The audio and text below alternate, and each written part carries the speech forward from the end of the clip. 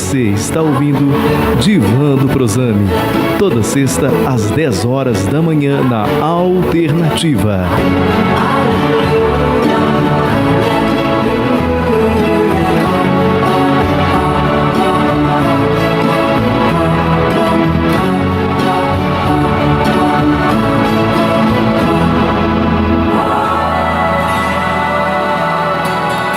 CYX 0380, Rádio Comunitária Alternativa FM de Venda Nova, transmitindo do canal 200 a 87,9 MHz. Bom dia! Está começando o No Divã do Prozami, sempre lembrando todas as sextas-feiras, a partir das 10 horas, o Prozami disponibiliza aqui um profissional para estar respondendo as perguntas dos nossos ouvintes. Hoje recebendo o Dr. Luciano. Bom dia, doutor. Bom dia, Ramon. Bom dia aos nossos ouvintes. Prazer estar aqui com vocês novamente. Prazer, todo nosso. O tema dessa semana é? Ansiedade, Ramon. Estava ansioso nesse tema. Pois é, aliás, ontem o Renato me convidou para poder ter uma entrada rapidinha durante o programa dele. E aí, brincando com ele, a pergunta que eu fiz foi essa: Renato, você conhece alguém que atualmente possa dizer que não seja ansiosa ou que nunca tenha experimentado uma sensação de ansiedade? Cada vez mais difícil a gente encontrar essa pessoa, né? Essa pessoa está muito escondida.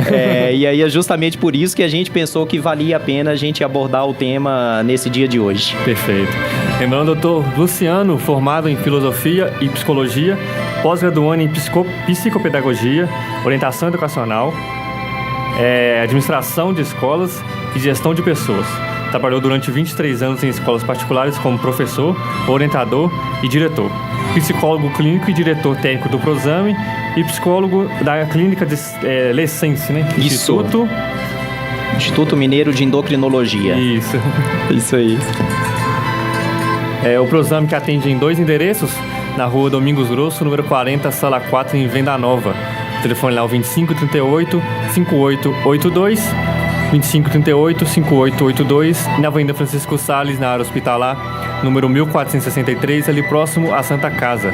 Lá é o 12º andar, na sala 1205, telefone 2515-1144, WhatsApp do Prozami 98815-7843 e site www.prozami.com.br. Você pode mandar suas perguntas para o WhatsApp do Prozami ou para o WhatsApp da Rádio Alternativa, que é o 3199986. Já abraçando vocês aí que estão no site www.alternativavn.com.br. Estamos também ao vivo na TV Web. Estamos ao vivo aqui, então você que, além de ouvir, queira ver, é só clicar lá em cima, Web TV, e você poderia acompanhar o programa hoje vendo. Doutor. Que bom, novidade bacana essa, né, Ramon? Graças a oportunidade de as pessoas estarem mais próximas a gente, né? Cada dia mais próximo. É isso aí. Vamos lá, doutor. Chega de ansiedade. Vamos lá, podemos começar? Um vamos matar a nossa ansiedade, né? Ramon, como a gente já faz habitualmente, a minha proposta é que a gente fale um pouquinho a respeito do tema e aí depois, no segundo bloco, a gente passe para a resposta às perguntas que nos chegaram. Perfeito. Né?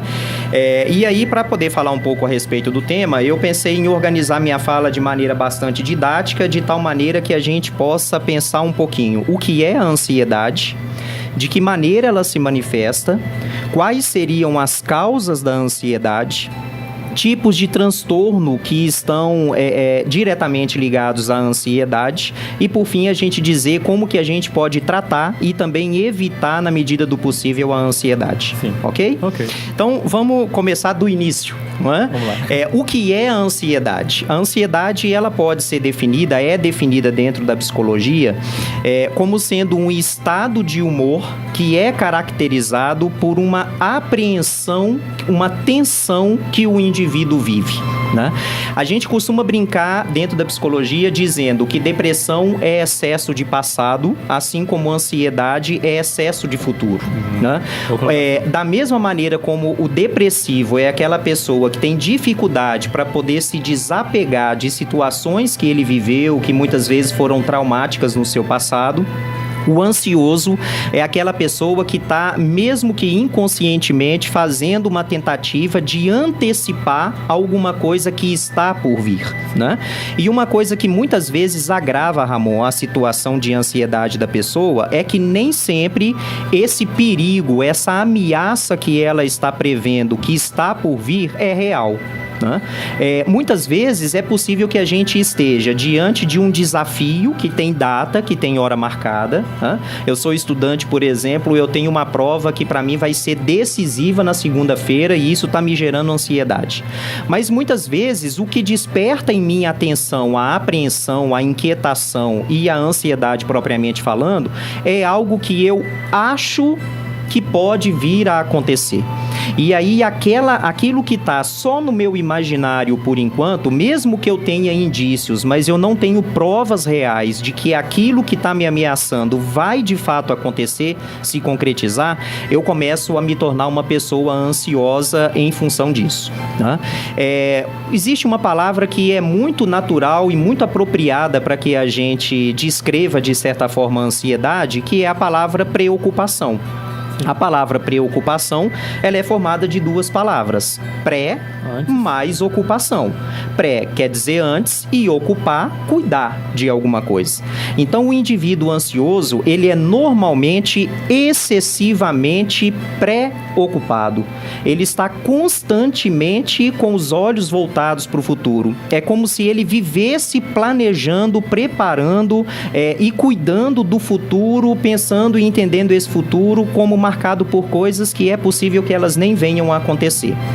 Uma coisa que é muito importante, Ramon, toda ansiedade é doentia, patológica? Não. Existe uma dose de ansiedade que é positiva. E eu vou dar um exemplo para você e para os nossos amigos. Vamos imaginar, nós estamos numa época, por exemplo, de uma taxa de desemprego assustadora que atinge a muitas pessoas e o indivíduo recebe um telefonema, por exemplo, agendando uma entrevista para segunda-feira.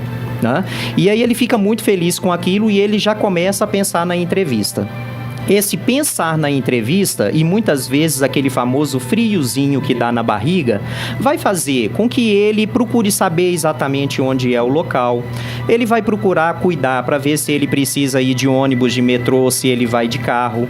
Ele vai procurar tentar identificar normalmente qual é a condição do trânsito naquele horário, no lugar onde ele precisa ir, para ele ter uma noção de qual o horário que ele precisa sair de casa. Ele vai pensar talvez uma roupa bacana, especial, para que ele vá bem apresentado. Se é homem, por exemplo, ele vai acordar um pouquinho mais cedo, muito provavelmente ele vai fazer a barba para poder cuidar da imagem, daí por diante. Algumas pessoas entram no site da empresa para poder ver, afinal de contas, que empresa é aquela, o que ela faz, quais são os valores dela, o que ela entende como sendo positivo, missão, visão e daí por diante. A ansiedade, em seu nível normal, ela faz exatamente com que a gente se prepare de maneira positivamente. Outro motivo pelo qual a gente pode dizer, Ramon, que a ansiedade num determinado nível ela é positiva, é o fato de que nós, seres humanos, nós somos dotados de um mecanismo chamado de luta ou fuga. Esse mecanismo de luta ou fuga é um mecanismo que o nosso organismo tem, que faz com que, diante da percepção de uma ameaça, principalmente de uma ameaça que é real, a gente literalmente ou lute ou fuja. Se você estiver andando, por exemplo, na rua, você está num lugar, por exemplo, não vou dizer totalmente deserto, mas num lugar com uma iluminação precária, você está sozinho praticamente e daí por diante, você vê uma pessoa, por exemplo, vindo na sua direção, você indo e ela vindo, quando você olha para aquela pessoa, se você tem a impressão que aquela pessoa está te olhando de uma forma estranha, ela tem uma maneira de agir que é diferente, você se sente ameaçado, instantaneamente o seu organismo vai liberar no seu sangue uma dose de adrenalina. Essa adrenalina ela vai começar a circular pela sua corrente sanguínea, seu coração começa a bater um pouco mais forte, em alguns momentos é possível que você comece a suar e essas mudanças que acontecem no seu corpo, elas são o seu organismo te preparando para poder fugir. né? Se você estiver andando na rua, você percebe 2 pitbulls vindo na sua direção, você não vai parar para poder pensar assim, pera um minutinho, deixa eu ver se eu vou fugir, se eu vou correr, se eu não vou. Não, vou esperar eles chegarem a uns 2 metros de distância para eu resolver o que eu vou fazer. Isso não acontece. É primitivo, né? Isso aí, Tá? sobrevivência. É instintivo, inclusive, não é? É automático, a pessoa não sente que... Exatamente. Então, a ansiedade, em grande parte, ela está relacionada a esse sistema que a gente tem no organismo que nos prepara para a ameaça. O problema é que a ansiedade, ela passa a se tornar patológica quando ela acontece de um nível absolutamente exagerado, tá? Então, o camarada tá vindo a não sei quantos metros de distância, é uma pessoa que, se a gente for analisar assim com mais calma, a gente vai ver que é um indivíduo exatamente como você e daí por diante, mas você bate o olho na pessoa e, como você já tem na sua cabeça que todo mundo com quem você cruzar na rua num determinado horário é uma ameaça, você passa a sofrer por antecipação sem a menor necessidade, né? Então, a ansiedade patológica é justamente aquela ansiedade que acaba sendo causada por uma visão distorcida da realidade que a gente tem. Todos nós, seres humanos, Ramon, nós temos a capacidade e fazemos o tempo inteiro, inclusive de maneira muitas vezes inconsciente, o que nós chamamos de dar um significado para as coisas, né? A gente, quando vive uma determinada situação, a gente considera aquela avaliação ou boa ou ruim. A gente conhece uma determinada pessoa, a gente faz uma análise se aquela pessoa é uma pessoa bacana, que vale a pena você se aproximar dela ou não. Acontece um determinado problema, por exemplo, no seu trabalho, dependendo dos valores que você tem, da sua maneira de pensar, da sua maneira de interpretar as coisas, isso vai trazer para você um tipo de reação ou outro. E aí é justamente no momento em que a gente interpreta as situações de acordo com a nossa maneira de pensar, e a gente tem o que a gente chama de um modelo cognitivo e estrutural. A gente tem uma forma, normalmente, como a gente interpreta as coisas. Depende muitas vezes disso o nível de ansiedade que a gente vai sentir, e até mesmo se a gente pode dizer ou não que a gente é uma pessoa ansiosa. Outra coisa importante, Ramon, existe uma diferença entre a gente ser uma pessoa ansiosa e a gente estar com reações de ansiedade, não é? É tipo o exemplo da pessoa ser triste e estar triste. Exatamente. É uma grande diferença também. Exatamente. Há determinadas situações que a gente passa por elas que, inevitavelmente, a gente vai ter uma reação de tristeza ou de ansiedade, né? E aí muitas pessoas acabam, inclusive, fazendo uma avaliação muito precipitada ou muito exagerada do seu próprio estado, né?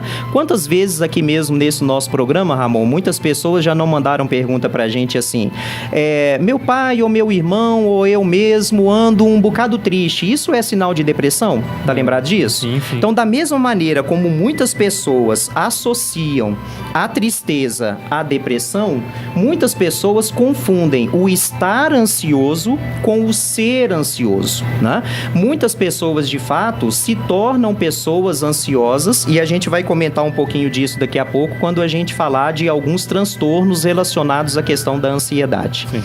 Ramon, de que maneira a ansiedade se manifesta? Como eu percebo se eu sou ou se eu estou tendo uma reação de ansiedade? Essas são as perguntas mais, sim, essenciais, X, né? né? É o X da questão, é o ponto, né? A ansiedade, Ramon, ela se manifesta de maneira física, ela se manifesta de maneira psicológica e ela se manifesta também através dos nossos comportamentos.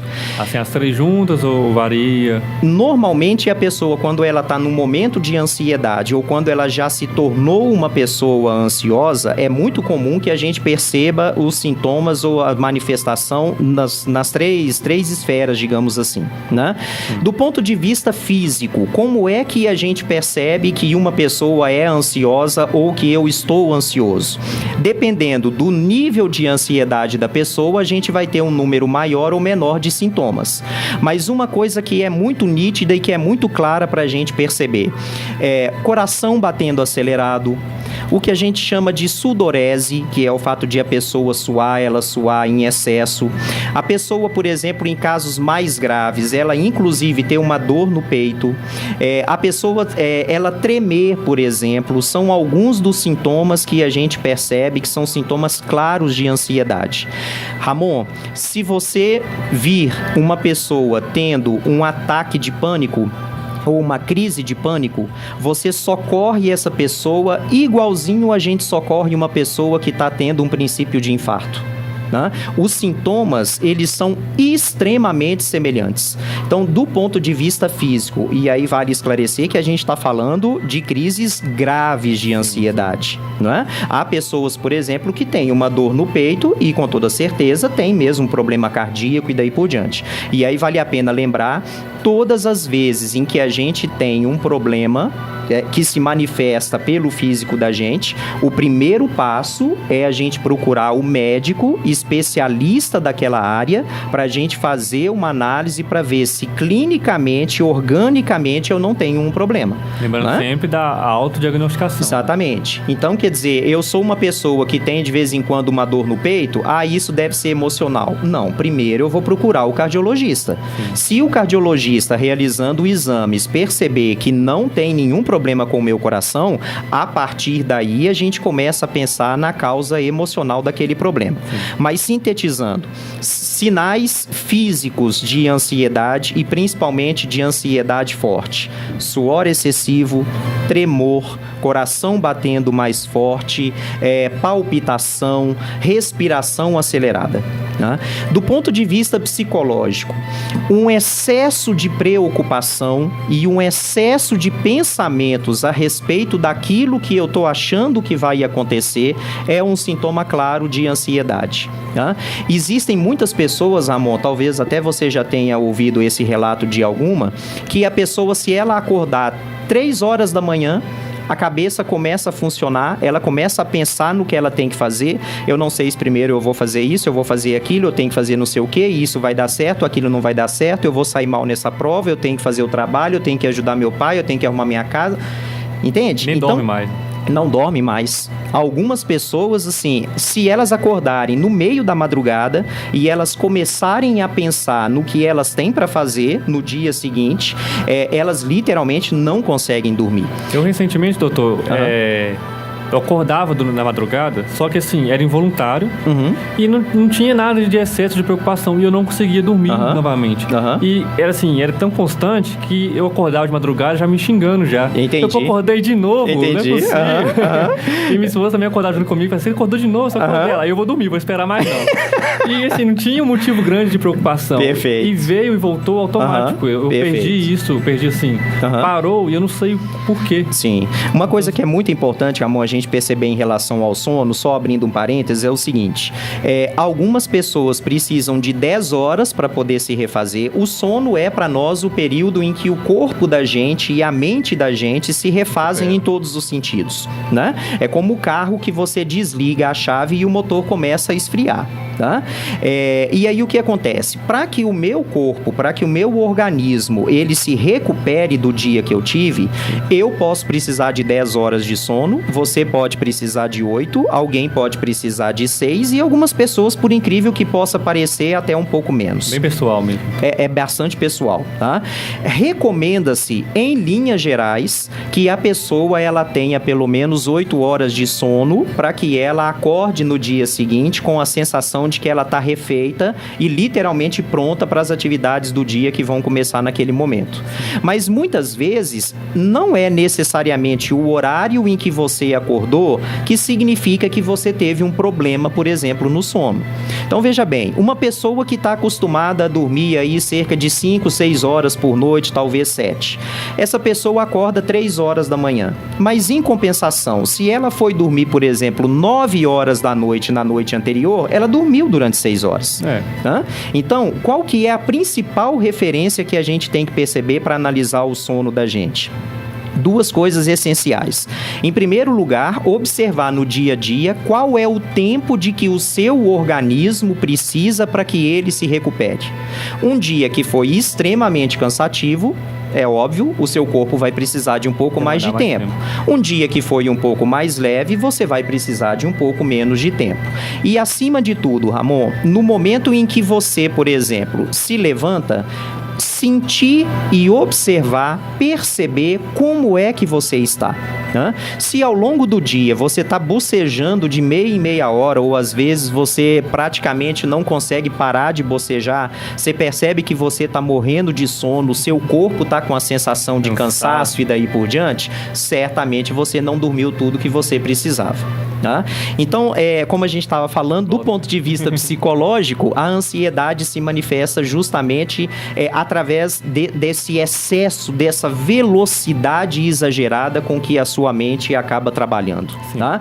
É muito comum o ansioso, por exemplo, ter muitos pensamentos negativos. Eu não vou dar conta, não vou conseguir, isso não vai dar certo, aquilo vai dar errado, fulano vai xingar, não sei quem não vai gostar, Beltrano vai brigar comigo e daí por diante. Né? E do ponto de vista do comportamento da gente, a ansiedade também se manifesta. E se manifesta de que maneira?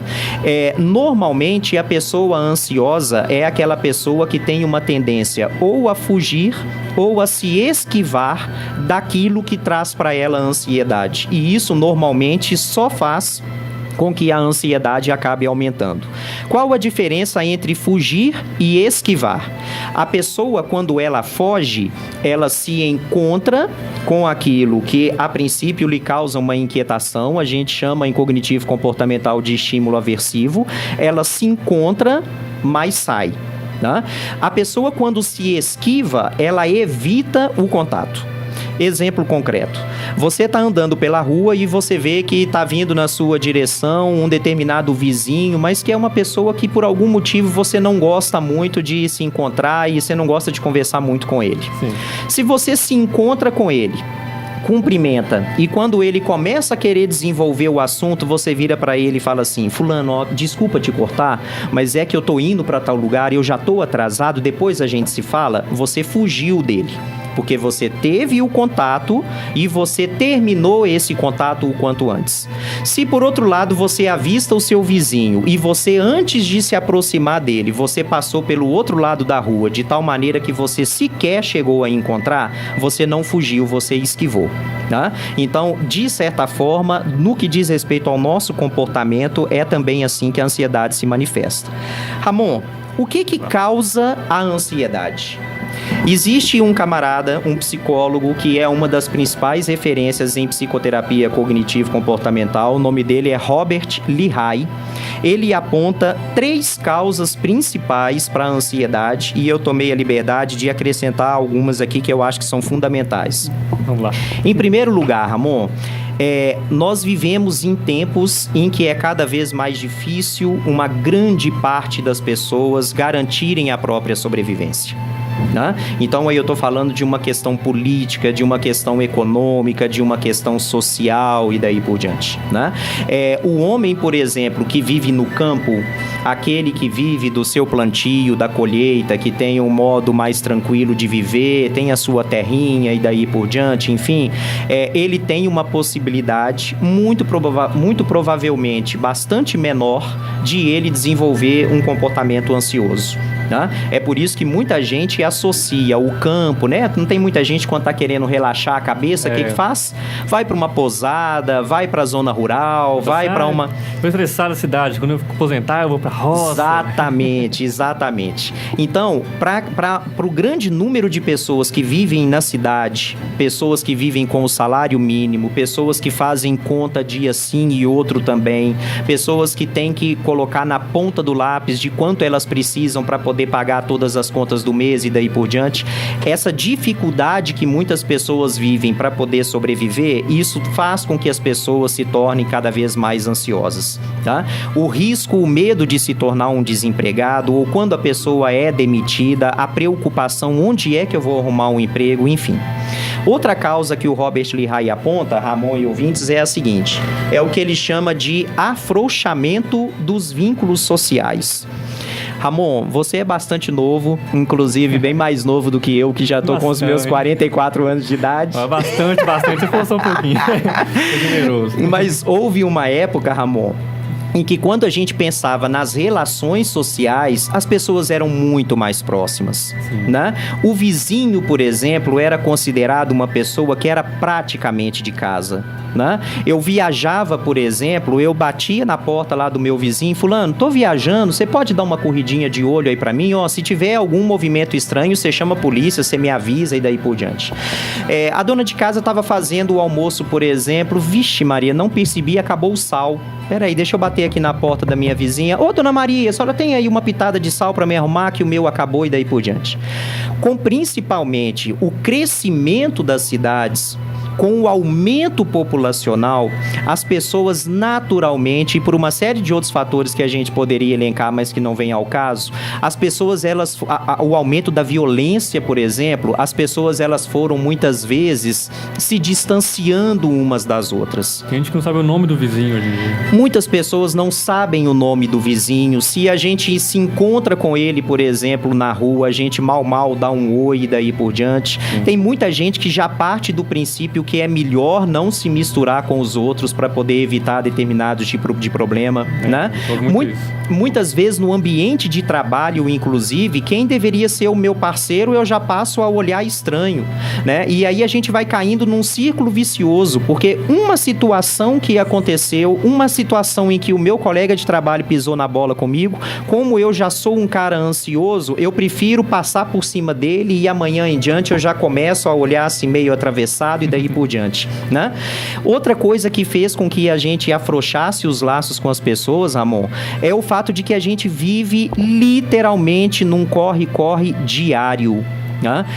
Quantas pessoas que estão nos ouvindo, Ramon, não poderiam fazer uma listinha de pelo menos 5 ou 10 amigos que não veem há 1 mês, 2 meses, 3 meses, 4 meses, talvez 1 ano ou mais, né? E aí quando a gente fala com as pessoas pelo telefone ou de alguma outra forma, estão precisando marcar para poder sair, fulano, mas como é que você some desse jeito? Não, peraí, eu não sumi, nós sumimos, né? Porque você tá reclamando, cara, que eu não te procuro, mas qual foi a última vez que você também me ligou, né? Algum tempo atrás, por exemplo, a gente ia à casa das pessoas. Sim. Né? A gente fazia uma visita para elas. Atualmente, o que a gente faz? Manda um WhatsApp, manda um e-mail, deixa uma mensagem no Facebook e daí por diante. Então, à medida em que a nossa relação com as pessoas, ela foi se afrouxando, ela foi se distanciando, a gente foi perdendo o porto seguro. Sabe aquela coisa assim de você saber que você tem um amigo que é o seu, literalmente, o seu ombro para você chorar a hora que você precisar, aquela pessoa com quem você podia desabafar quando você precisasse e daí por diante. Hoje em dia, as pessoas, elas estão perdendo isso. Cada dia mais difícil alguém ter isso.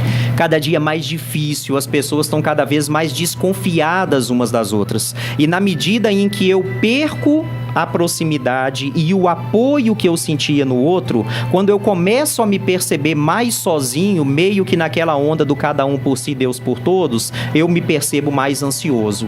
Porque é como se em alguns momentos eu olhasse para o lado quando a coisa tá pegando pro meu lado e eu já não vejo mais as pessoas para poder me ajudar. Tem ninguém para te apoiar ali. Exatamente. Na hora que você vê, você tá sozinho e abaixa uma ansiedade. Exatamente. Tô sozinho no mundo. Outra causa que o Robert Lihai cita é justamente o que a gente poderia chamar, Ramon e ouvintes, de uma espécie de um excesso de opções, né? Ramon, vou pegar um exemplo bem concreto e bem atual. Televisão. Ramon, há mais ou menos 20, 25 anos, era muito comum na época em que, por exemplo, a televisão a cores, ela inclusive estava começando, por exemplo, a existir, né? E muitas pessoas, inclusive, nem tinham, e muitos dos nossos ouvintes talvez vão se lembrar, a gente tinha à disposição Globo, naquela época SBT, Rede Manchete, que talvez você nem deve ter pego. Eu lembro assim, né? Bem pouquinho. Exato. Record, né? A TV Minas, né? Que acho que hoje em dia nem chama mais TV Minas. Na minha época era o famoso Canal 9, Ramon. Tá? Então a gente se sentava no sofá E muitas vezes houve uma época, Ramon, em que a gente não tinha televisão a controle remoto, não, cara.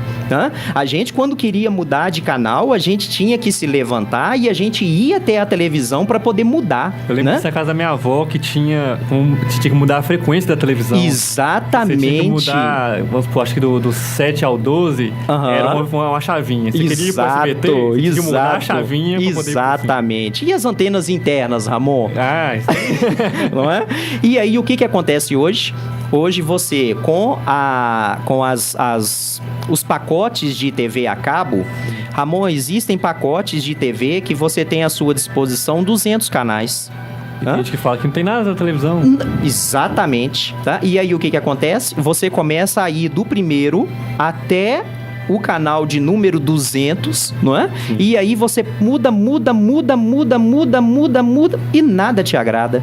Então, a gente tem um número tão grande de opções, são tantas possibilidades, que a gente acaba se sentindo ansioso porque a gente já não sabe como escolher. Né? Há muito tempo atrás, quando o celular começou a chegar no mercado, Ramon, a gente tinha o famoso, como é que o pessoal chamava? Tijolão. Tijolão, 5120. Lembra do tijolão?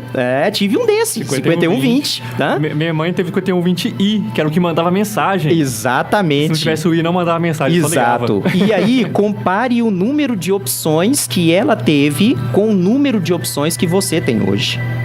Você chega a uma loja, por exemplo, para poder escolher um determinado produto, você literalmente se perde. E aí, quando você acha que você está feliz quando você chegou em casa porque você comprou um celular que é top, daqui a uma semana você vê uma propaganda na televisão dizendo que aquela mesma marca do seu celular lançou um celular que está acima do seu. O seu versão 5, agora tem o 6. Ou seja, a gente nunca dá conta de acompanhar, né? E aí existem outras causas que eu vou passar rapidinho pra gente poder, em função do tempo que a gente tem, né? Que também contribuem para que a gente se torne pessoas ansiosas. Muitos medos que a gente chama de patológicos, Ramon, acredite você, foram criados em nós pelos nossos pais. E se a gente não abrir o olho, a gente vai criar também nos nossos filhos. Você já ouviu falar do homem do saco, Ramon? Já. Fulano, entra pra dentro agora, menino. O homem do saco tá vindo aí. Vou chamar o homem do saco pra poder te levar. E aí a criança fica na cabeça dela, quem é esse homem do saco? Né? Há alguns pais, por exemplo, que tudo que a criança, que o filho faz, espera aí que eu vou passar a mão no chinelo que você vai ver o que vai acontecer. Espera aí que eu vou ali buscar o meu cinto. Então, a criança, ela vai crescendo e aí se deve bater ou não é uma outra discussão, né? Mas nesse momento, e eu devo adiantar que eu sou radicalmente contra, mas de qualquer forma, o que acontece? A gente vai colocando um medo na criança, ela vai associando na cabeça dela que tudo que ela fizer de errado ela vai apanhar. Eu errei, eu apanho. Errei, eu apanho. Errei, eu apanho. E daí vai por diante. Então ela começa a desenvolver o que a gente chama de perfeccionismo. Espera aí, eu não posso errar, porque se eu errar eu vou levar uma chinelada, eu vou ficar de castigo e daí por diante. Então a gente começa a encher as pessoas de determinados medos, né? A criança, por exemplo, de uma determinada idade, ela tem pavor, por exemplo, de escuro. E aí, em vez de os pais ajudarem a criança a pensar a respeito desse medo que ela tem, a lidar com ele e principalmente a enfrentar, o que a gente faz? A gente reforça esse medo, porque todos os dias eu tenho que deitar com meu filho para ele dormir, porque ele não fica no escuro sozinho. Em vez de você estar uma forma... vem pensando que fazendo certo, mas de certa forma é o errado, né? Exatamente. Tem que mostrar pra ele que não tem perigo estar no escuro. E não, já que tá escuro, eu vou te proteger. Não exatamente. Meu filho, vem cá que eu vou te ajudar. O que tá acontecendo? Olha, nós vamos fazer uma experiência. A gente não vai deixar tudo no escuro, mas a gente vai, por exemplo, deixar um abajur aceso.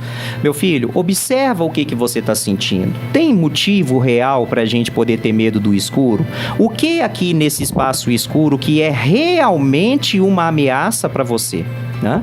E aí, para a gente poder concluir a parte das causas, baixa autoestima, baixa autoconfiança e, acima de tudo, Ramon, a nossa boa e velha tradicional forma de pensar. Tá? Ansiedade é um sentimento. tá? E a ansiedade como um sentimento, a psicoterapia cognitivo-comportamental nos ensina que todo pensamento gera sentimento e todo sentimento gera comportamento. Então, se a minha maneira de pensar é uma maneira totalmente negativa, eu sempre foco em algo que está errado ou que vai dar errado, se eu me jogo sempre para baixo, se eu duvido da minha capacidade de enfrentar as coisas, automaticamente a tendência de eu me tornar uma pessoa ansiosa é gigantesca, tá? Só para poder citar alguns tipos de transtornos que existem em função da ansiedade. Sim.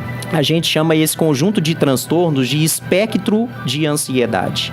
Primeiro deles, o transtorno obsessivo-compulsivo, que é o famoso TOC, né? A pessoa que tem o TOC, lembrando sempre que ninguém deve fechar um diagnóstico de si mesmo, né? Mas só para que as pessoas tenham uma luz no fim do túnel.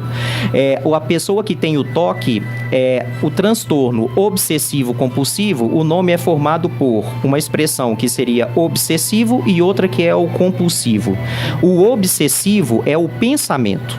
A pessoa que tem TOC, ela tem pensamentos obsessivos que vêm à cabeça dela sem que ela consiga controlar e ela passa a ter comportamentos que são compulsivos, né? Que são exagerados, persistentes, ela não consegue parar de fazer aquilo.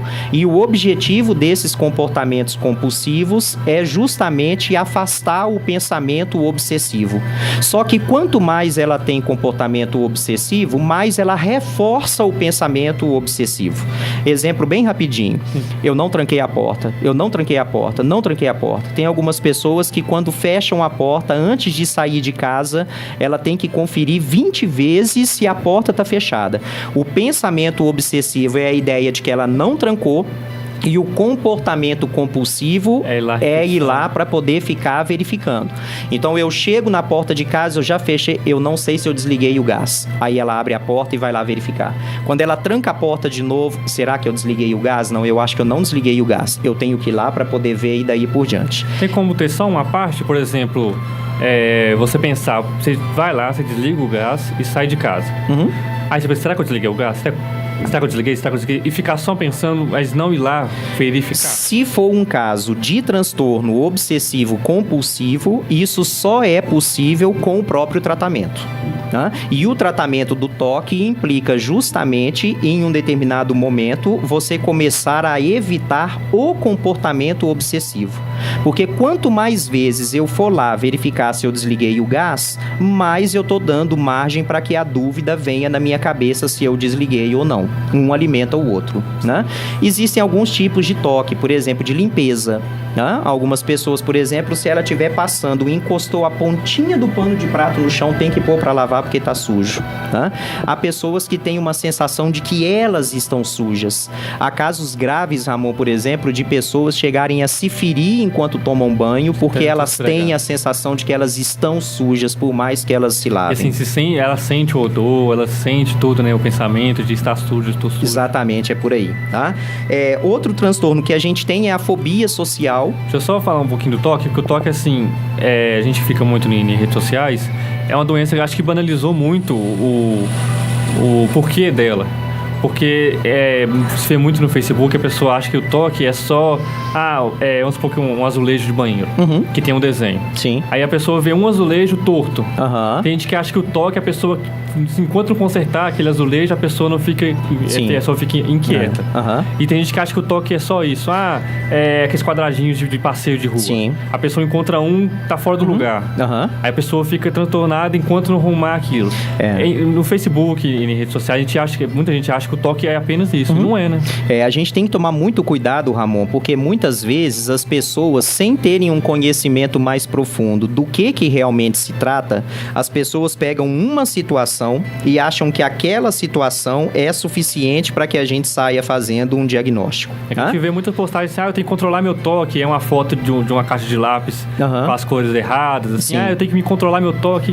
Assim, um critério, Ramon, que a gente precisa ter para a gente analisar, e isso é, inclusive, considerado quando se trata de uma avaliação psicológica. Qual é a intensidade com que um determinado comportamento acontece e qual é o nível de prejudicialidade prejuízo que aquilo está trazendo para a pessoa, tá? Então, quando a gente fala em toque, a gente tem que diferenciar, por exemplo, algumas pessoas que têm manias e necessariamente a gente não pode dizer que elas têm um transtorno obsessivo compulsivo, tá? Outro transtorno é a fobia social. O fóbico social é aquela pessoa que tem medo da avaliação do outro e ela acredita que o outro sempre vai avaliá-la negativamente. Então ela procura evitar o contato social, ela evita se expor. Existem outras fobias que são as chamadas fobias simples, né? O que são as fobias simples? Eu tenho medo de barata, eu tenho medo de elevador, eu tenho medo de altura, eu tenho medo de avião, eu tenho medo de escuro, medo de lugar fechado, né? Existe um outro transtorno que é muito comum, que é o que a gente chama de transtorno do estresse pós-traumático. Tá? A pessoa viveu uma determinada situação, vamos imaginar um agente carcerário. Tá? Aquele agente carcerário, ele presenciou uma rebelião, por exemplo, realizada pelos presos e mesmo depois da rebelião ter acontecido, ter sido solucionada e daí por diante, segurança reforçada, ele não dá conta de entrar para trabalhar mais. Tá? E aí aquela situação ela vai se arrastando e se prolongando.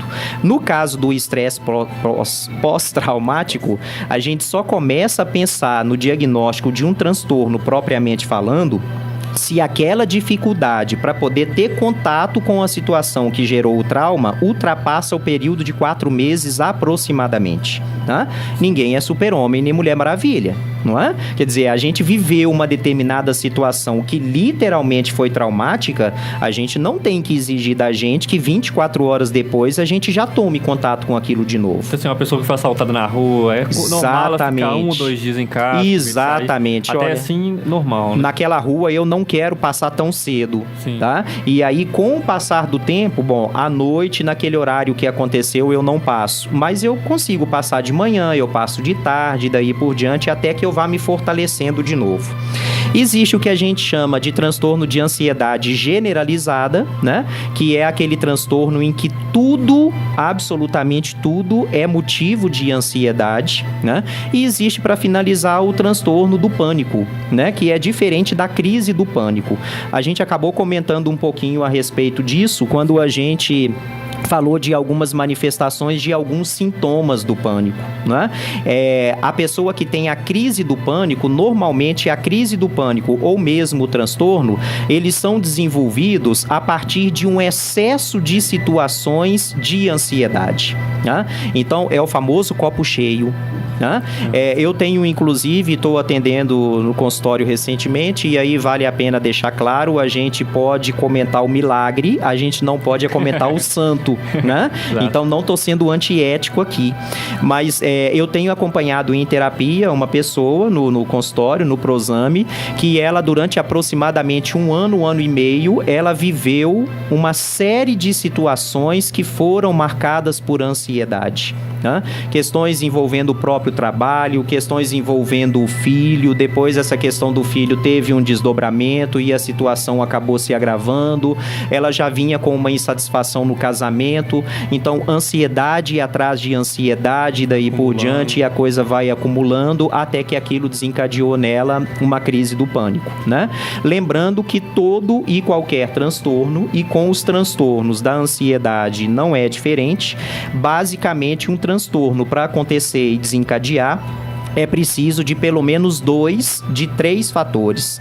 O primeiro, que é a carga genética, uma pessoa que tem pais ou avós, bisavós, que tenham tido algum tipo de transtorno, tem uma possibilidade maior de também desenvolverem aquele transtorno do que outras pessoas que viveram numa situação diferente. Sim. O que a gente chama de fator ambiental, que são as situações que acontecem no nosso dia a dia, e o nosso preparo psicológico para poder lidar com essas situações, né? Desses 3 fatores, a gente precisa de pelo menos 2 juntos para que um transtorno se desencadeie.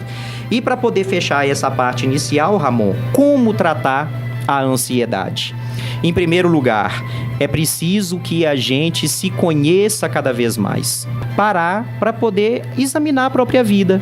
para poder pensar a respeito dos seus comportamentos, para poder fazer uma avaliação do seu dia a dia, para pensar até que ponto não está precisando rever um determinado comportamento habitual e daí por diante. Em segundo lugar, a pessoa está percebendo que ela está tendo um prejuízo no seu dia a dia, seja emocional, psicologicamente ou do ponto de vista do seu comportamento. Eu era uma pessoa que tinha essa e essa característica e agora eu estou recuando, eu estou cada vez mais tenso, eu estou assim, eu estou assado. Procure ajuda, né? E aí, se ficar detectado que realmente aquela pessoa está precisando de um apoio profissional, se for diagnosticado que aquela pessoa, por exemplo, tem uma espécie de um transtorno de ansiedade, é preciso encarar isso ao mesmo tempo com naturalidade, mas também com seriedade, né? Então, se eu sou um doente emocional, se eu tenho um transtorno de ansiedade, eu preciso encarar isso, né? Muitas pessoas acabam tendo uma tendência de tudo aquilo que diz respeito ao emocional, elas vão levando, né? Eu sou ansioso sim, mas procurar ajuda pra quê? Não, isso é coisa do dia a dia, depois isso passa. Vai acumulando, né? acumulando. E aí vai acumulando e é aquela coisa, se me aparece uma febre, muitas vezes eu vou ao médico rapidinho, mas por outro lado, o meu sofrimento emocional, psicológico, pouco importa, né?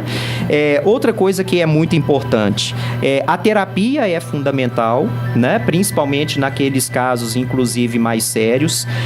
Exercício físico imprescindível, não só para que a gente combata a ansiedade, mas principalmente para que a gente evite a ansiedade. Quando a gente faz atividade física, e aí é bom lembrar que existe uma diferença entre atividade física e exercício físico. Quando a gente fala em exercício físico, a gente está falando daquela prática do exercício de maneira programada, orientada, se possível numa academia, e aí você tem musculação, você tem a esteira, você tem a natação, hidroginástica, tem, né, enfim, o diabo a quatro, uma série de opções, né? Se optar por uma caminhada, mas que seja uma caminhada mesmo, né? Algumas pessoas colocam um fonezinho no ouvido e saem andando pela rua e aí andam, por exemplo, mesmo que andem meia hora, voltei, já fiz o meu exercício. Não necessariamente, né? Não tenha dúvida, você caminhou, você pode ter gasto alguma caloria, com toda certeza, mas a gente precisa colocar o nosso organismo para poder funcionar da maneira adequada para que a gente realmente alcance os benefícios do exercício físico, né? Quando a gente faz exercício físico, o nosso organismo libera uma substância chamada endorfina, que é responsável por fazer a gente sentir prazer, né? Então você pode reparar, a pessoa sai da academia, fisicamente ela tá um caco, né? Ela tá assim em ponto de sentar e tal e daí por diante, mas emocionalmente ela tá se sentindo mais leve porque ela deixou ali na academia o estresse e daí por diante, né? Outra coisa que é fundamental, existem técnicas de relaxamento que a gente chama de relaxamento progressivo. Uma delas, por exemplo, você fecha as suas mãos, e isso que a gente vai fazer aqui agora, a pessoa pode fazer com todas as partes do corpo. Você vai fechar a sua mão com força, segurar um pouco e depois você solta de uma vez. No que você solta de uma vez, você consegue fazer um relaxamento muscular que você não estava prevendo. Todo mundo em casa fechando a mão. Vamos praticar, né?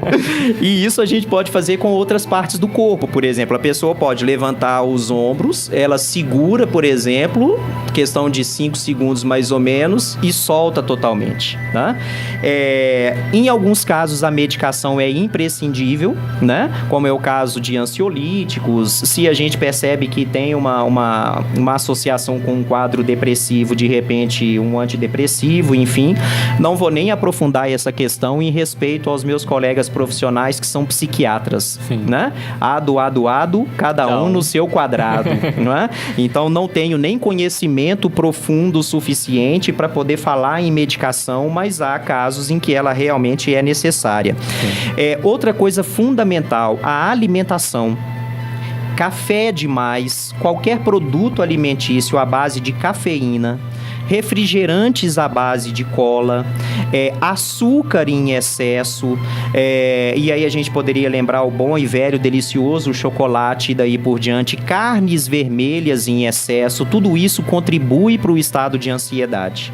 Por outro lado, carne branca, muita verdura, legume, fruta, tudo isso contribui para que a gente se torne pessoas menos ansiosas. Então o mito que essa pessoa está estressada, está ansiosa e comer chocolate é mito, então? Que pode... Na verdade, o que acontece é o seguinte, a pessoa ela tem mais um efeito emocional, e aí a gente precisaria lembrar do que a gente chama de pensamentos sabotadores.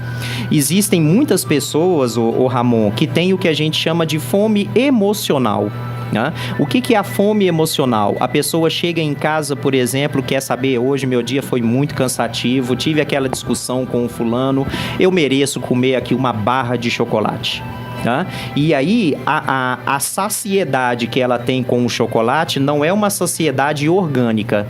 Ela vincula, ela liga o prazer que ela vai ter ao comer o chocolate com a questão, por exemplo, emocional, com o estado emocional em que ela está sentindo naquele momento. Então, normalmente é isso que acontece. Álcool. Vou beber porque eu quero desestressar. Hoje eu mereço uma cerveja. Hoje eu mereço uma caixa de cerveja, tá? Vou me afogar dentro de um barril de chopp, Então, na verdade, o efeito que o álcool tem sobre o sistema nervoso, ela tende a te trazer uma espécie de ela traz uma modificação do seu estado de consciência que faz com que você mascare aquela situação que, no fundo, você está vivendo. Mas no que passar o efeito do álcool sobre o seu sistema nervoso, tudo continua. Que estava gerando em você ansiedade continua ainda lá. Acho que é isso, Ramon. Vamos pro primeiro intervalo? Intervalo e a gente volta para as perguntas? Sim. Esse é o Divã do Prosame. Estamos recebendo aqui hoje o doutor Luciano, formado em Filosofia e Psicologia, pós-graduado em Psicopedagogia, Orientação Educacional, Administração Escolar e Gestão de Pessoas. Trabalhou durante 23 anos em escolas particulares como professor, orientador e diretor. Psicólogo clínico e diretor técnico do Prosame e psicólogo da clínica Lessense. O Prosame novamente atende em 2 endereços, na unidade 1, em Venda Nova, na rua Domingos Grosso, número 40, a sala 4. Telefone 2538-5882. E na área hospitalar, Avenida Francisco Salles, 1463, no 12º andar, a sala 1205, ali próximo à Santa Casa. Telefone 2515-1144, WhatsApp 98815-7843. A gente vai para o intervalinho, daqui a pouco a gente volta para as perguntas. Você está ouvindo Divã do Prosame, toda sexta às 10 horas da manhã na Alternativa.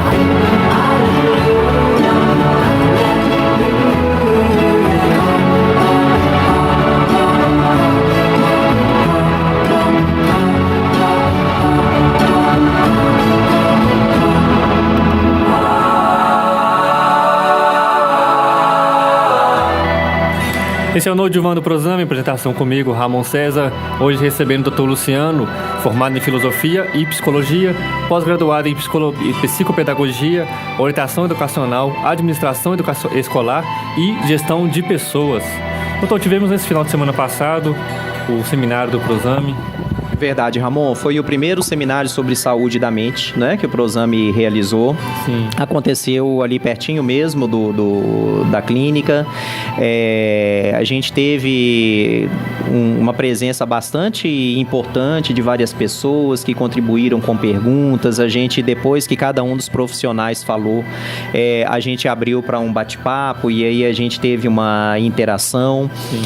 Então, de certa forma, a gente fica muito feliz, até porque a gente teve a transmissão também pelo Facebook, pela Rádio Alternativa. Sim. Quero registrar aqui um agradecimento extremamente especial a vocês da rádio, principalmente a Alteres, como principal responsável por ela. Tem sido muito positiva para nós do Prosame essa parceria que a gente tem realizado, É recíproco.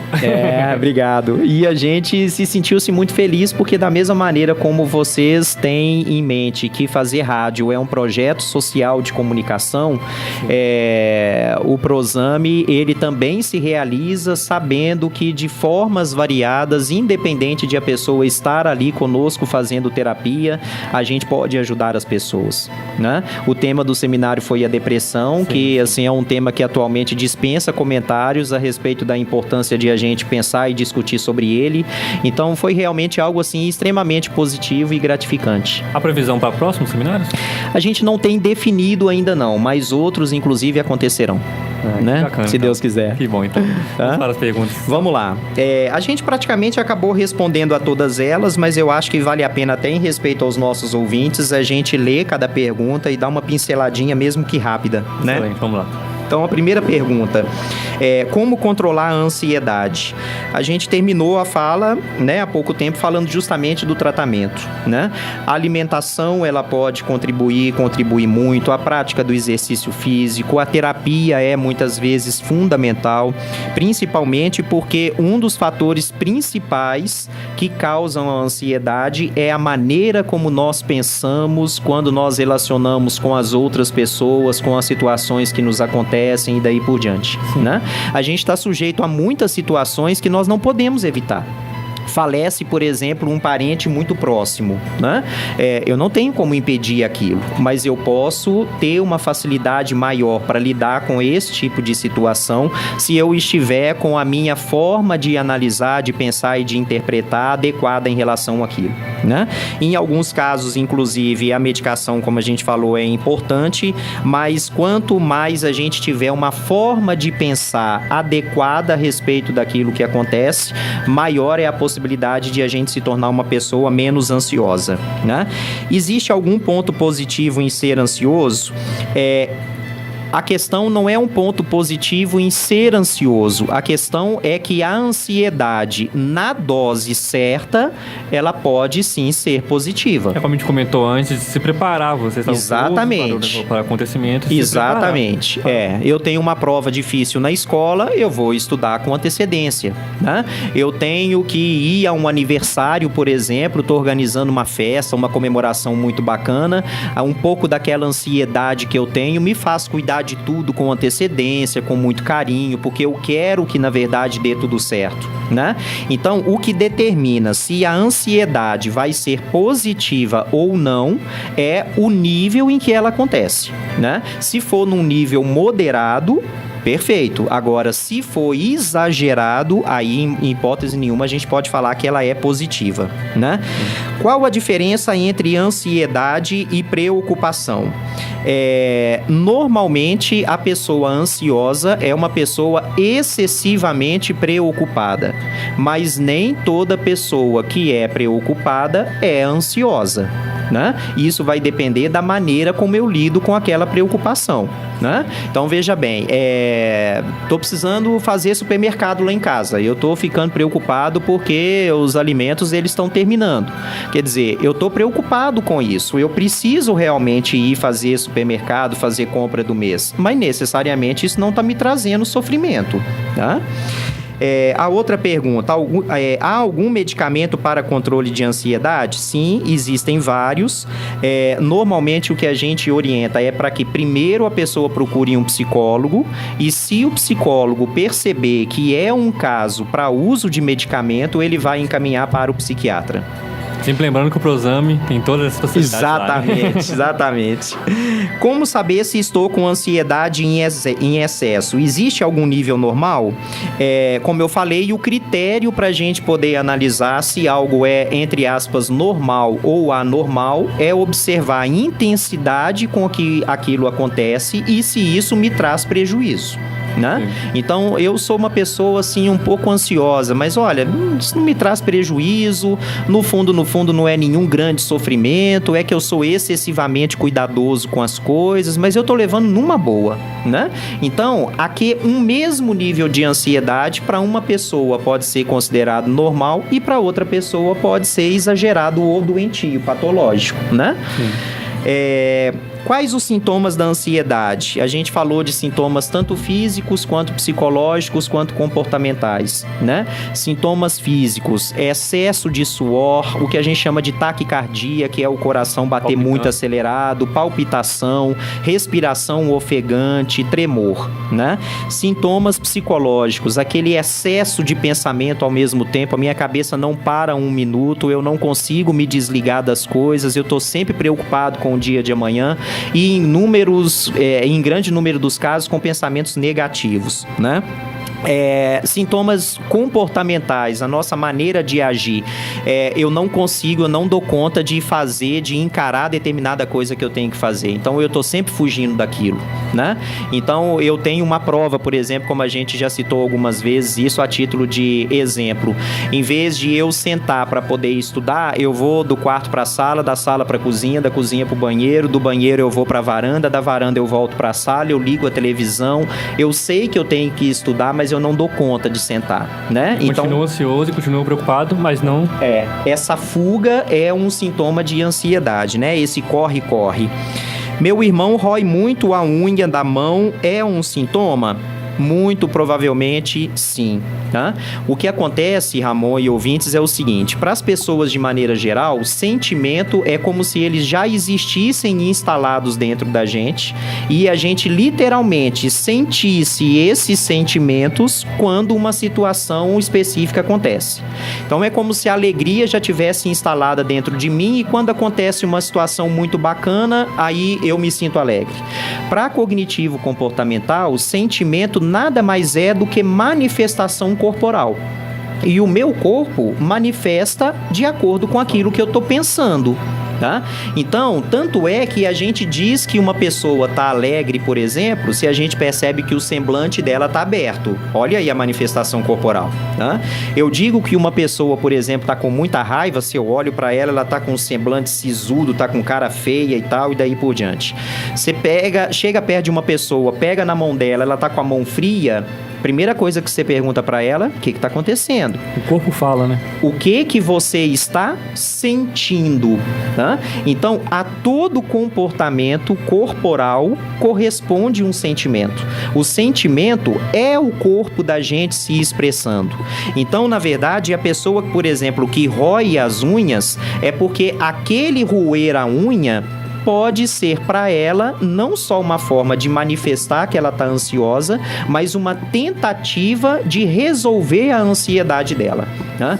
Nossa senhora, não chega a hora do jogo, né? Atlético e Cruzeiro, por exemplo, domingo, né, Ramon? A gente tava conversando aqui, né? Como você e eu não torcemos nem para um nem para outro, né, Ramon? A gente torce para que ganhe o melhor, né? É isso aí. Mas tem algumas pessoas, por exemplo, que, nossa, esse jogo não chega logo, né? E aí o time adversário tá chegando perto da grande área, o cara armou o chute e eu tô comendo unha e tal, e daí por diante.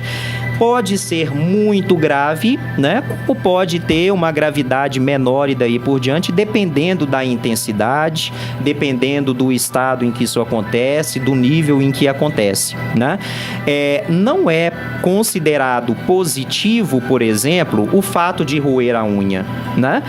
A pessoa, por exemplo, ela andou um dia inteiro, ela pegou, por exemplo, ônibus, pegou em dinheiro, pegou em coisas que não estavam limpas, ela levou a mão, por exemplo, à boca para poder literalmente comer a unha, né?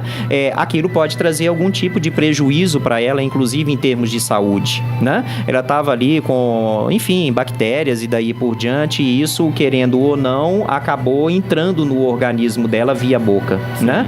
Então, não só por essa questão física, mas também por uma questão emocional, vale a pena sempre investigar o porquê que aquela pessoa está roendo a unha. Não tem a menor dúvida de que roer as unhas, eu diria que praticamente 100% dos casos é sintoma de ansiedade, sim, né?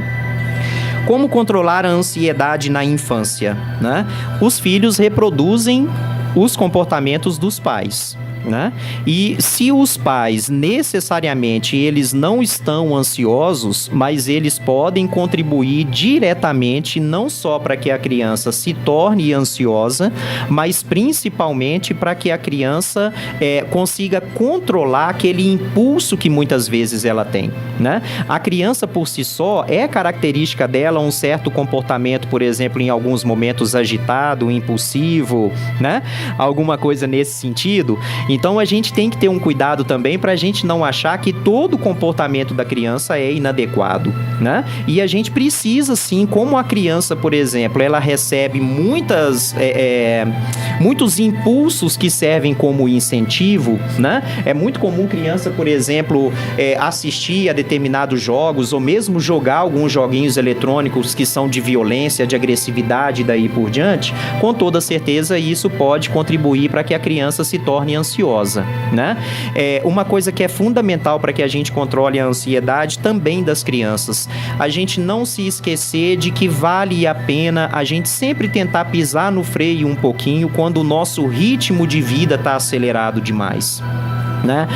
Uma criança, por exemplo, que está desejosa de sentar com os pais para poder brincar e daí por diante, os pais nunca têm tempo, né? Na cabeça da criança, puxa, que dia que meu pai vai brincar comigo? Que dia que minha mãe vai brincar? Que dia que a minha mãe vai me dar atenção? Que dia que eu vou poder sentar no colo do meu pai e daí por diante, né? Então esse excesso de expectativa também contribui para gerar ansiedade na criança, né? Então, partindo do princípio que a ansiedade é excesso de futuro, né? De uma maneira bem light, a gente pensando assim, que será que essa criança está esperando tanto que ela não está dando conta? Né? Que será que ela está desejando tanto?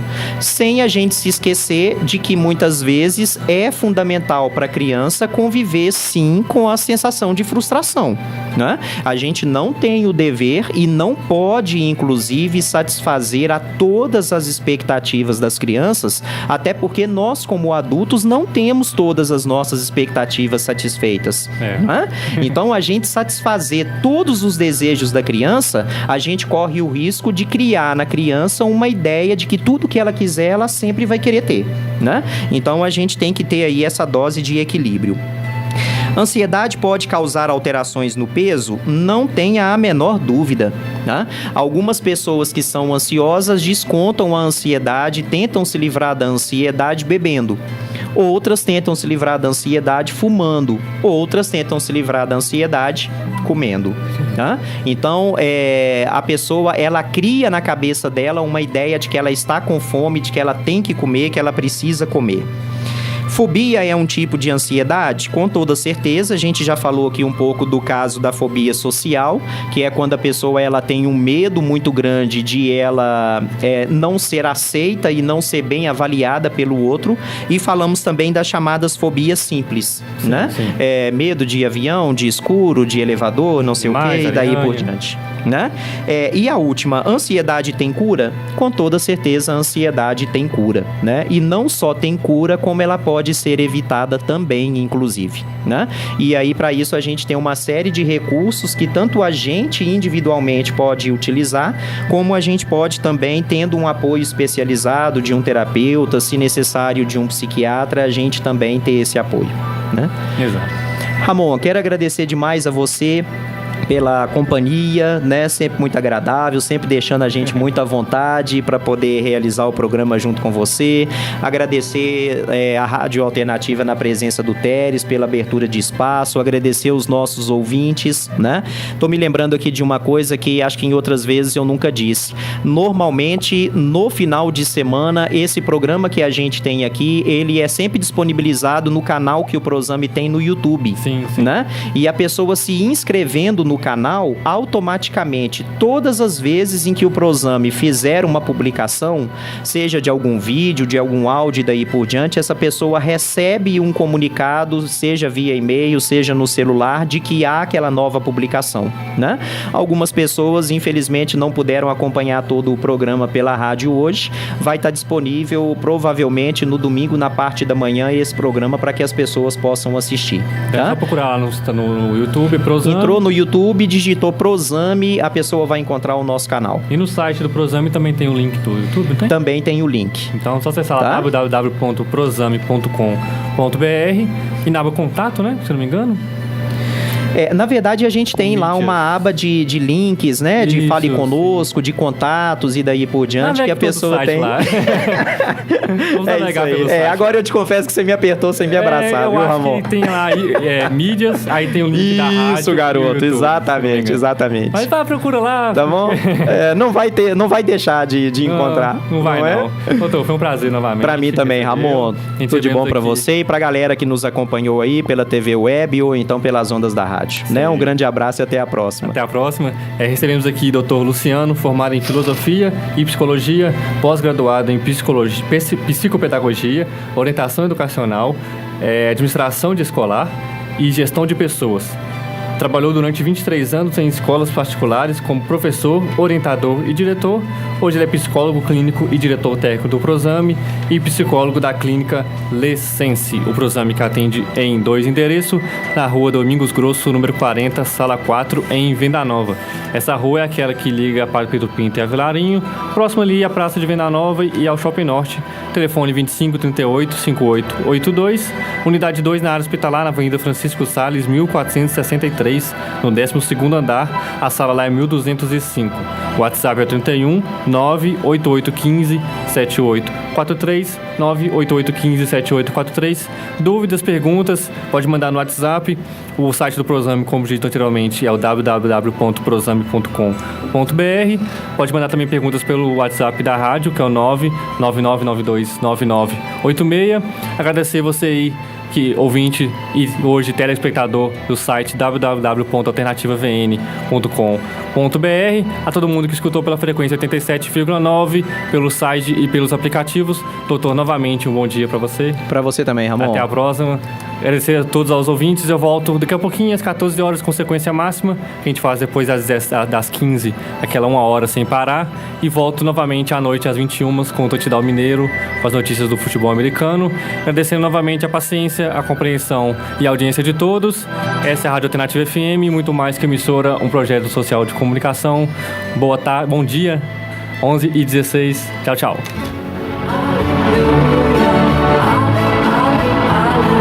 Você está ouvindo Divã do Prozame, toda sexta às 10 horas da manhã na Alternativa.